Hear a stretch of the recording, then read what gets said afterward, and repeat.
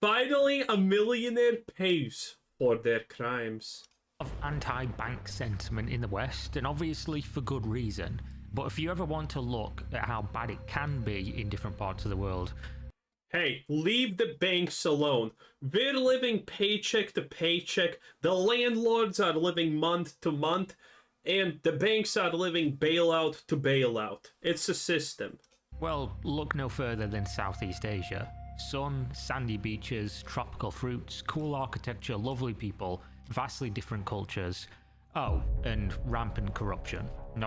Ladyboys? Hello? The main attraction of these countries. I can't believe we're not gonna talk about ladyboys. Not just on a political level, but on a societal, cultural level. Corruption, accessible for all. That's what you'll find. But that's being broad, so let's get into specifics. How about the largest bank fraud in recorded history? The story of Truong My Lan and the $44 billion Truong My Lan? That's a name. fraud that saw her and 82 more people, including her husband and niece, found guilty and sentenced to prison. Well, everyone except At least she cared about her family. her was sentenced to prison. She was sentenced to a much harsher punishment, death by lethal injection. But how did nice. a 67-year-old Vietnamese property developer end up facing down the death penalty for a $44 billion fraud? And why is it that they gave a white-collar criminal They need this to happen more, okay? Look, stuff like this works. Look at Venezuela. You know? Stuff... helicopters in altitude fix a lot of problems. Look at Switzerland. The banking crisis happened there. What did they do? Well, they put all the bankers in jail for life and whatnot. Oh yeah, guess what? Somehow magically the banking system now is better. Because people have the fear of goddamn God installed into them. No punishment equals bad. There's always someone who's going to take someone's place. That's true. But if the people before them got, well, I don't know, brutally punished, then there's a bigger chance that the next one that inherits that position somehow is going to probably be a little bit less bad. You know? criminal such a harsh and permanent penalty? Is it justified? Yes. And most importantly, 100% where the hell yes. did that money go? Going back I would guess CIA or FBI, pick one. to the start wouldn't help us much here, since Lan didn't begin her life of super fraud until much later. Instead, let's talk a little bit about the Vietnamese government's path to this moment in history. Oh, Vietnam is a communist country, with the power residing in the hands of the Communist Party of Vietnam, or CPV for short. Not to make this video political, because that's not why we're here. I'll make it political. America is a bunch of cowards and pussies, okay? Everyone who got sent to Vietnam came back with PTSD. America is the only country in the history of the world that goes to a war and everyone comes back with crippling PTSD. You know what happens in Europe? What the grandpas were speaking about war? God, that was awesome. I gotta kill a lot of bad people. It was great. No one had PTSD except America, where everyone has PTSD. Where? I went to Vietnam. Where? The jungle was harsh. Where? A bunch of farmers with old guns. Where? We lost. Where? Yeah, that's I made it political. Have fun, Americans. You can fight about it in the comments section. Oh no, the Vietnamese were actually controlled by aliens and they had alien technologies. But Vietnam has been this way for longer than most of us watching the video have been alive. Being a one-party state, the opportunity for corruption is high at all levels of society, but even more so the higher up the political totem pole you look. After all, who's investigating you if you're the only one with power and can enforce any kind of punishment? Some of the stats suggest that in 2018, Vietnam was the second most corrupt country in the world based on bribing of public officials, with the stat being second only to India. My. around 65%, second only to India at 69%. This means that almost all government level interactions involve some form of bribery. which is not abnormal in the world depending on where you are, but certainly a shocking revelation. The world only works because of corruption. If you remove all corruption from the world, countries literally would fall in hours. There is no such thing as a country that can keep on trucking without corruption. It is impossible. And if you're from the West, low-level bribery. But obviously the problems become when someone has too much power and there's no one to check the corruption. That's the tricky thing. You need to balance how much corruption is actually allowed, because corruption gets things done. Corruption really does get things done. Bribery aside, however, the real corruption that gripped Vietnam was always higher up, political, and ever present. In 2016, as a response to this growing trend in the attention it was receiving in the world's media, the CPV General Secretary launched a campaign to tackle corruption in the country, labelling it as a blazing furnace.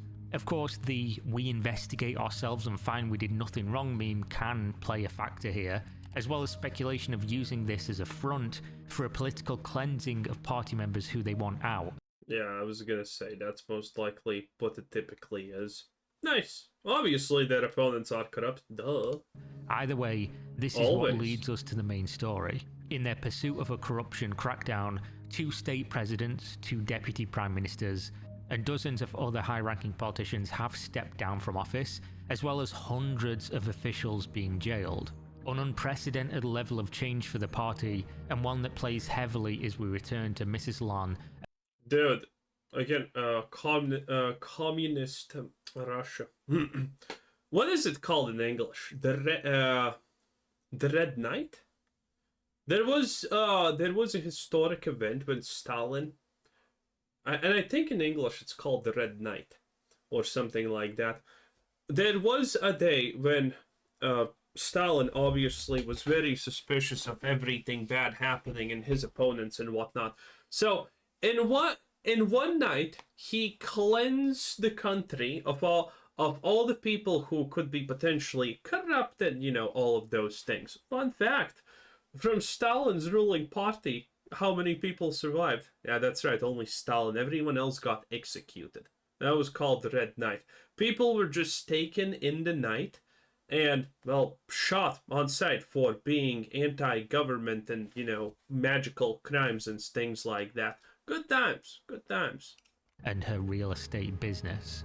Now, in the 80s, she worked a market stall with her mother and sold cosmetics, using the profit to buy land, which led her to eventually owning substantial amounts of hotels and restaurants by the mid-90s. For the next 20 years, she continued... Dude, the 90s were different, okay? Man, I honestly think it's fully my fault that I wasn't born in the that I wasn't even born in the 90s, or, you know, was in school when I should have been buying land because, you know, reasons. Continued her successful business of buying land and developing property, though technically the government owns all the land and you just have the right to use it. They call it the people's land. Either way, she was incredibly wealthy and had high connections to people in Vietnamese government as a result. She even married an incredibly wealthy individual, a Hong Kong real estate developer, making a power couple and one of the richest families in Vietnam as a result. By 2010, you know what happens in these countries? By the way, it's a pretty interesting thing, and it's exclusive to these countries. The goal is become rich in a communist country, and when you become rich, you just take all your money as much as you can, get it overseas, doesn't matter where, and just vanish. That is an extremely popular thing, and it's actually a serious problem in places like China, because smart people, through a lot of corruption and, you know, things like that, get a lot of money, and then they just skedaddle the first chance they get.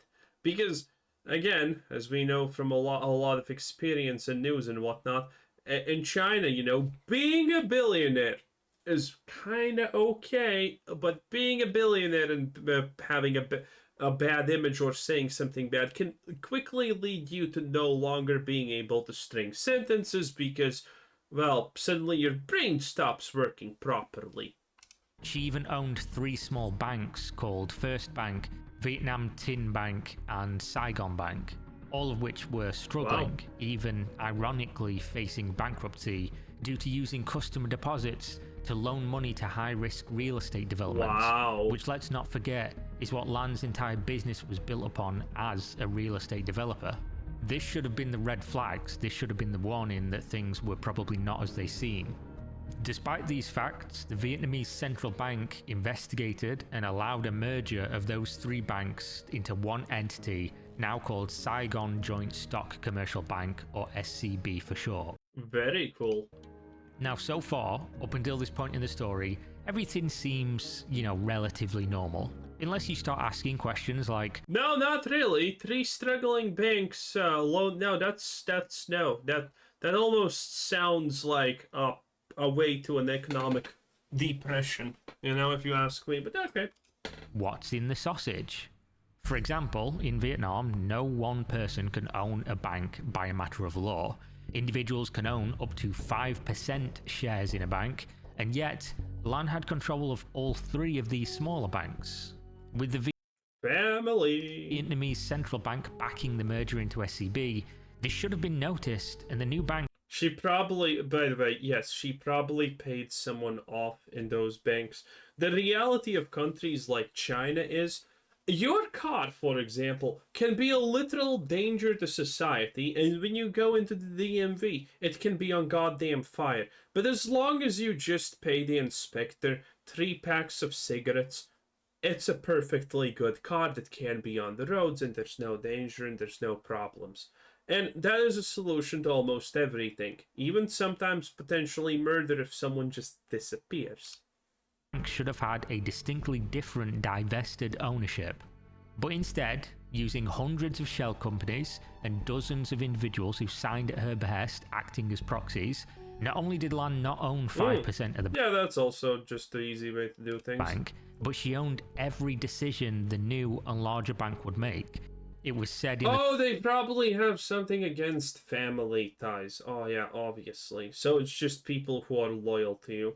court documents that she owned over 90% of the bank, which is a pretty substantial number compared to 5. So let's keep in mind that this was in 2011 that SCB was formed, which means for the next 11 years, until she was arrested in 2022, an ambitious real estate developer had access to tens of billions of dollars in customer deposits to do with as she saw fit. And that's exactly what she did for the next decade. Using her ownership of the bank, she hired managers at every level of the organization. By the way, if you think, oh, thank God my bank doesn't do that, think again. It does. It does.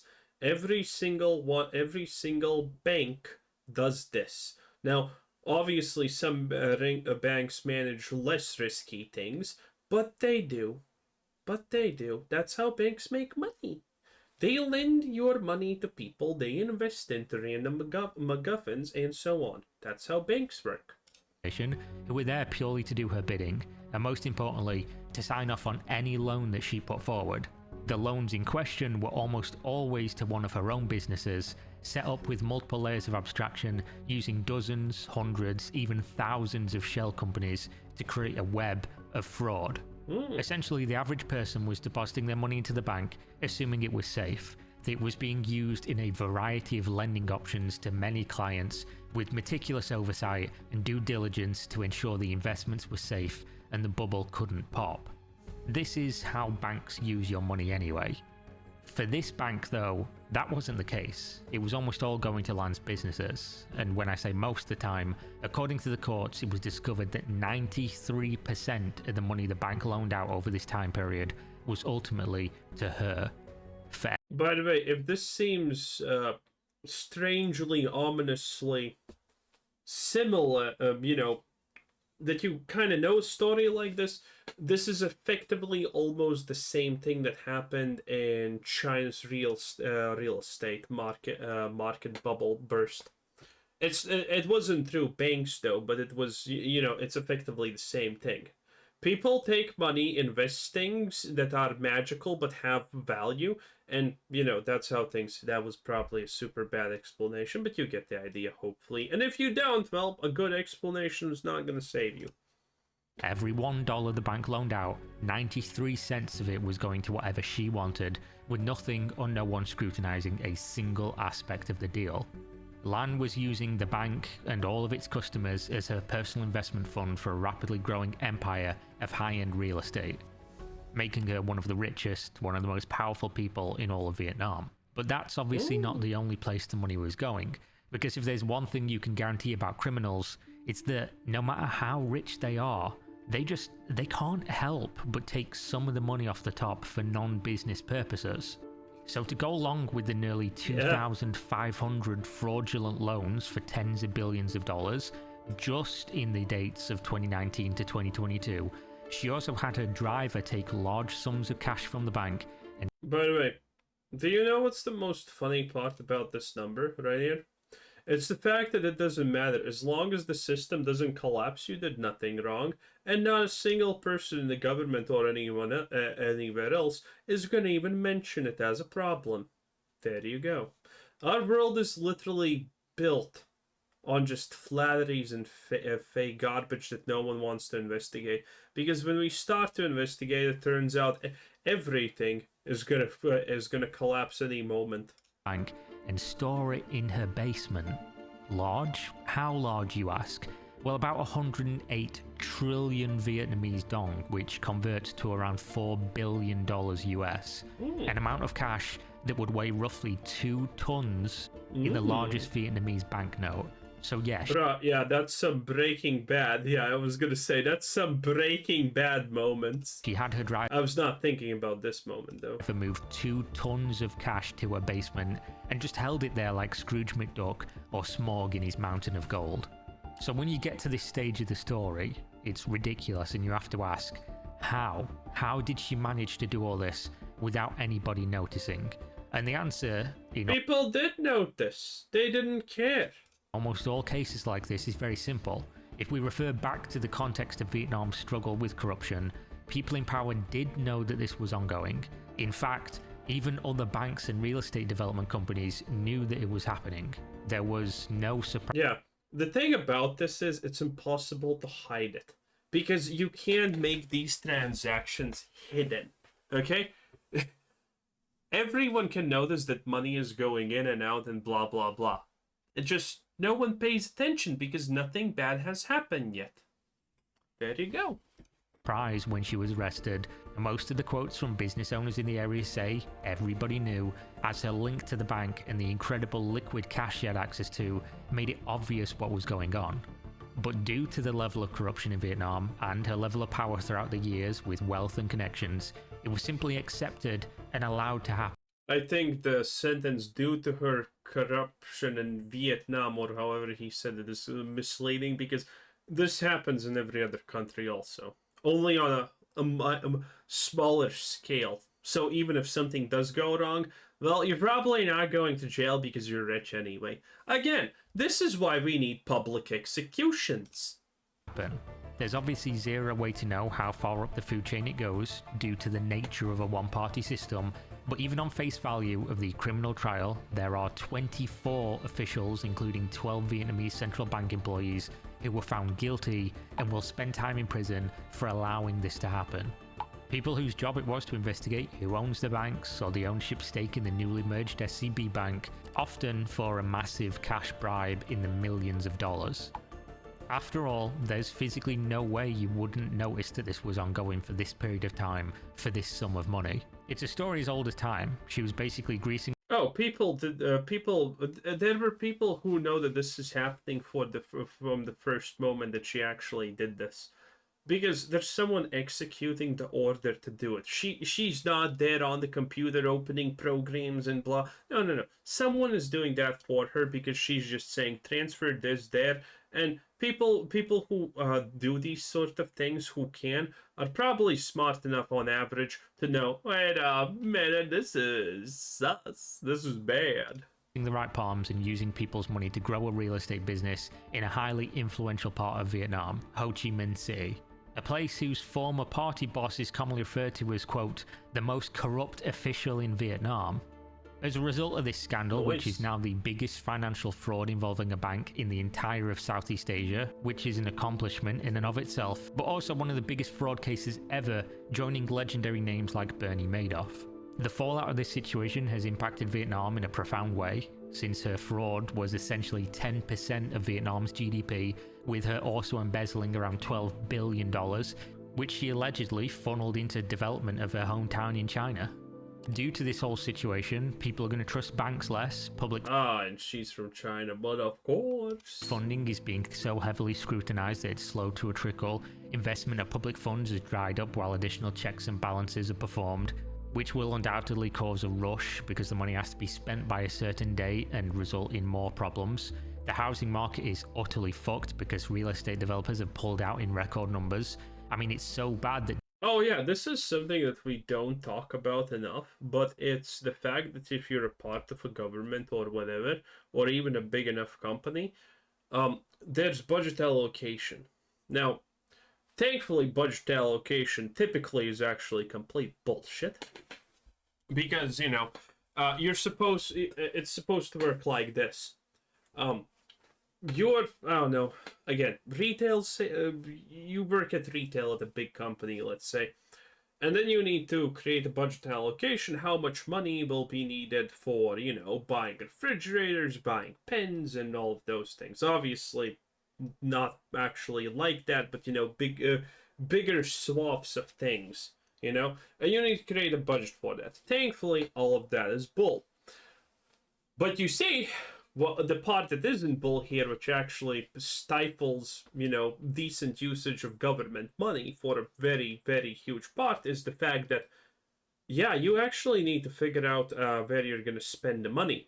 Because you see, if you are working in a company and you get allocated a budget of, let's say, 10 million or 100 million, doesn't matter how much. You see, the thing is, if you perform well enough, if you check all the boxes, you have made all of the money that you need to check, the budget is solid, you have done your part, you're getting your bonus and whatnot, that's fine, all cool and dandy. If 100 million was allocated to you for spendings to achieve these goals, but you have now done it, for example, 80 million, well, guess what? The goal that you need to achieve in sales is going to go up next year, but the maximum budget that's going to be allocated to you is not going to be 100 million anymore. It's going to be like 85 maybe million. So you're literally destroying your own chances of success. So this is why there's unreasonable budget spendings for a lot of things. Because the moment they give you less money, you are less likely to succeed. So even if you have like 10 million left from those 100, you need to find a place to put that money in. It doesn't matter if it's just, spending it on virtually nothing. As long as it's gone, as long as you used it up, that is the goal. And that creates a lot of problems for countries, for businesses, for everything. Budgets are insanely stupid and create so many problems. developments But then again, budgets are necessary. So it's like a catch-22. You need it, but it's kind of ruining everything. offering cash and gold bonuses to people to try and convince them to just buy a property, which is a stark contrast to a lot of other places in the world. As for land though, after 104 boxes of evidence weighing 6 tons, 2,700 people who testified, 200 lawyers, 10 state prosecutors in a trial that started on March 5th, 2024, she was handed a death sentence on April 11th. A sentence that some speculate is a tactic to scare Yeah, this is not a fair trial, by the way. She needs to take the fall, so other people above her don't look bad. her into returning some of the funds, as the court has ordered her to pay back $27 billion. There's obviously very little room for bargaining to get her to return the money, or as much as she has, if they're still going to kill her at the end of it, so this would make sense as a plan. Of course, the Vietnamese government are being heavily scrutinised by foreign media for their lethal injection sentence, but the scandal comes at an inconvenient time for them. After all, they've supposedly been cracking down. Yeah, CNN's probably mad because they understand that they're gonna also get lethal injections if this cannot be allowed in the West for all their lies and manipulations. Oh no, the tragedy. On corruption for 8 years now, and yet the largest bank fraud in history was operating the whole time they were doing so.